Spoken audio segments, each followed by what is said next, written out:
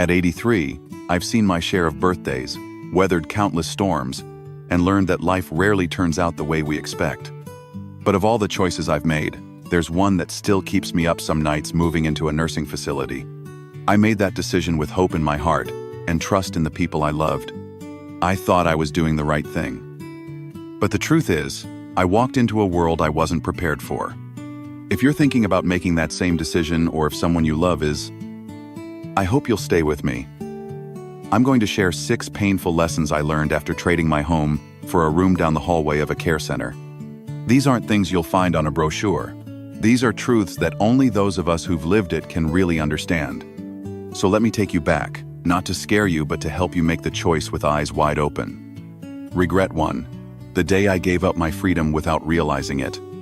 When I first arrived at Rosewood Care, that's the name of the place, I was greeted with smiles and warm blankets. My daughter, Ellen, kissed my cheek and told me this was going to be good for everyone. No more worrying about stairs or cooking, she said.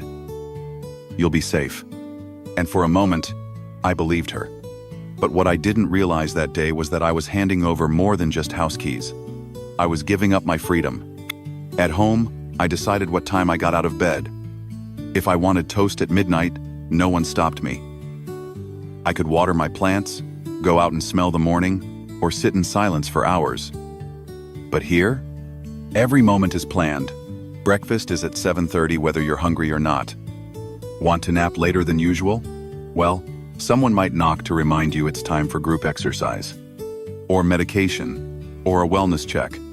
I remember sitting in my new bed that first night. It was quiet, too quiet. My books weren't there. My cat Daisy wasn't there. The nightlight that used to glow by my bedside was replaced by a sensor that blinked every few seconds. And I realized, this room, this space, didn't belong to me.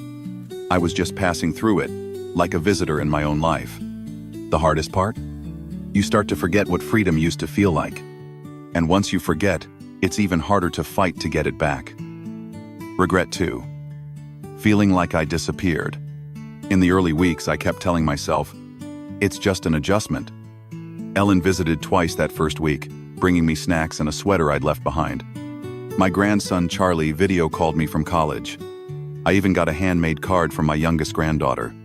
But slowly, the phone stopped ringing. The visits became shorter. Birthdays were missed.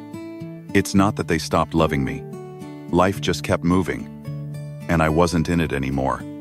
One Sunday afternoon, I sat in the common room with Walter, a former librarian with a dry sense of humor and a fondness for chess. He turned to me and said, "You know what the worst part is? The forgetting. Not our memories. Theirs." He was right. The world forgets you when you're no longer in it every day. I stopped bringing up holidays because I couldn't handle the disappointment. I smiled when they said, "We'll come next weekend," knowing full well something else might come up. If you're thinking about making this move, ask yourself, are you ready to be remembered less? Because that loneliness, it's not just a feeling, it changes your heart. Regret 3. Losing my why. Before I moved in, my days had rhythm. I made oatmeal every morning, fed the birds, read the newspaper from front to back, circling crossword clues with my old blue pen. I taught piano lessons to 2 neighbor kids, just for fun. I had a reason to get up. But here, everything was done for me. Meals cooked, floors cleaned, linens changed. I didn't have to do anything, and that became the problem. At first, it felt like rest. But soon, it felt like fading. There was a man down the hall named Carl. He'd been a farmer his whole life, a strong, proud man who once raised cattle and fixed broken engines in the dark. We used to talk about tractors and rain, but after a few months in the facility, Carl stopped talking altogether. He stopped shaving, stopped asking about the weather, stopped smiling. He once said to me, "When I had things to do, I knew who I was. Now, I just wait for lunch." Purpose isn't about grand achievements. It's about the small things, the chores, the hobbies, the daily acts of care. And when those are taken away, life becomes something you watch, not something you live. If you're thinking about moving into a care facility, Ask yourself this: how will you keep your spirit alive? Because in a place where everything is taken care of for you, it's easy to forget you still matter. Regret 4. My body gave up. When I did, I used to walk every morning, just a block or two, enough to stretch my legs and feel the air in my lungs. I climbed stairs, slowly but surely. I cooked my meals, lifted pots, wiped counters, and stayed active in my own way.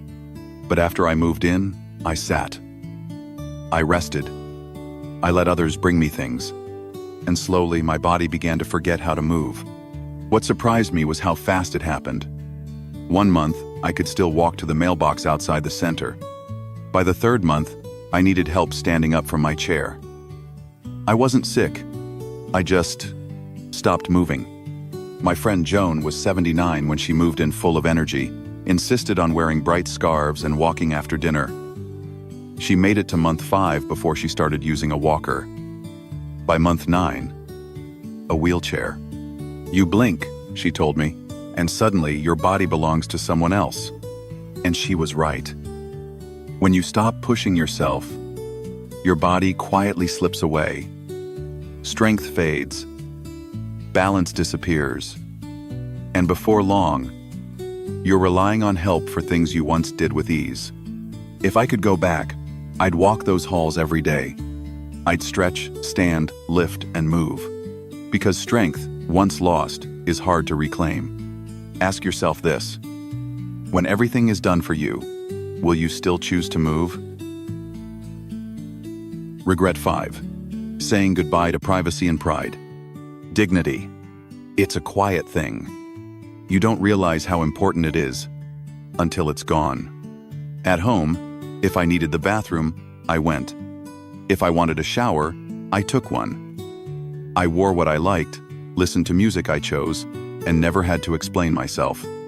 But here, you press a button and wait. Sometimes for 5 minutes, sometimes for 20.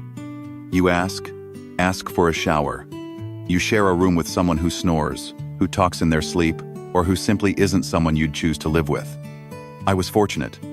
My roommate Nora was gentle and kind, but I met others who weren't so lucky. Some shared space with people who yelled through the night or refused to speak altogether.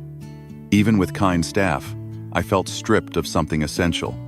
One morning, a young nurse walked in while I was dressing. She knocked, but didn't wait. "Sorry," she said, but the moment stuck with me all day. It was the little things, the constant knocks, the loss of control, the subtle reminders that you're being managed, not just cared for. When someone tells you what to eat, when to sleep, and how to dress, even with the best of intentions, you stop feeling like an adult. You start to feel like a case file. Are you ready to give that up? Because privacy is something you'll miss more than you know. Regret 6. I thought I could leave anytime I was wrong. When I moved in, I told myself, this is just for now. I thought, if I don't like it, I'll leave. But no one tells you how hard it is to leave once you're inside. For one, your body changes. You get weaker, more dependent. The tasks you used to handle at home now feel intimidating. Stairs, cooking, bathing. They become mountain-sized challenges. Your house, if you still have one, may have been altered or sold, your belongings boxed up. Your independence slowly chipped away until the idea of leaving becomes frightening. I talked to a man named Ray who had planned to return to his cabin after 6 months. A year later, he was still here. His family had sold the cabin without telling him. They thought they were doing me a favor, he whispered. And maybe they were. But that choice, his choice, was gone. If you're considering a facility, don't assume you can easily go back. Prepare for the possibility that once you're in, the world you left behind may no longer be waiting for you. I'm not bitter about getting older. Aging, in many ways, is a gift. But what I do regret is surrendering so much of myself too soon. I thought a nursing home would be a safe harbor. But for me, it became a quiet fading. Would I do things differently? Absolutely. I would have fought to stay in my own home. I would have looked into in-home care, part-time help, or even co-living with a friend. I would have asked more questions not just about safety and meals, but about dignity, independence, and joy. This isn't to say that all nursing homes are bad. For some, they're a lifeline. But for others like me, they're a quiet goodbye to the life you once knew. If you're facing this choice, I urge you, slow down. Think not just about comfort, but about your identity, your freedom, your voice. Because once you hand those over, getting them back is not as simple as it seems. From all of us at Golden Age Life, thank you for being here today. If this story touched you, please share it with someone who might need to hear it. Leave a comment and tell us, what does independence mean to you? Or, what would you fight hardest to hold on to? Your voice matters here. Don't forget to like, subscribe, and turn on the bell so you won't miss any future videos from Golden Age Life where we speak honestly, gently, and from the heart about aging, dignity, and the life you still deserve. We'll see you again soon.